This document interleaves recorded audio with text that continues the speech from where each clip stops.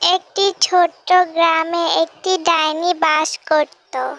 গ্রামের লোকেরা তাকে খুব ভয় পেত, কারণ তারা বিশ্বাস করত যে ডাইনি তার জাদুর মাধ্যমে যে কোনো কিছু করতে পারে।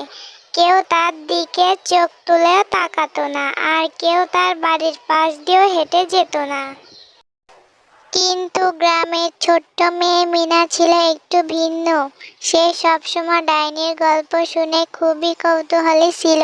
একদিন সাহস করে মিনা ডাইনির বাড়ির দিকে গেল। ডাইনি তখন একটি বড় কড়াইতে কিছু রান্না করছিল। মিনাকে দেখে ডাইনি হেসে বলল, তুমি কি আমার কাছে কিছু চাইতে এসেছো? না গো, আমি তোমার সঙ্গে কথা বলতে এসেছি। ডাইনি অবাক হয়ে গেল। এত বছর ধরে কেউ তার সঙ্গে কথা বলতে আসেনি।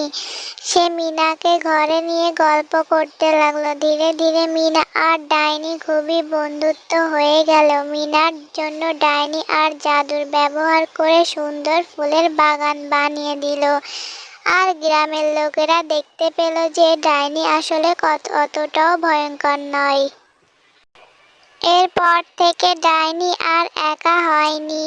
গ্রামের মানুষ তাকে ভয় না পেয়ে ভালোবাসতে শুরু করলো।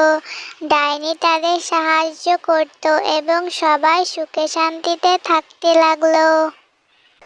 এই গল্প থেকে আমাদের শেখায় যে আমরা যাকে ভয় পাই বা যাকে ভুল বুঝি তার সঙ্গে কথা বলে তাকে বুঝতে চেষ্টা করলে হয়তো দেখবে সে আসলে আমাদের মতোই আরেকজন মানুষ। বন্ধুরা, আমার ভিডিওটি ভালো লাগলে অবশ্যই আমার চ্যানেলটিকে সাবস্ক্রাইব করে লাইক, কমেন্ট, শেয়ার করে দিও প্লিজ।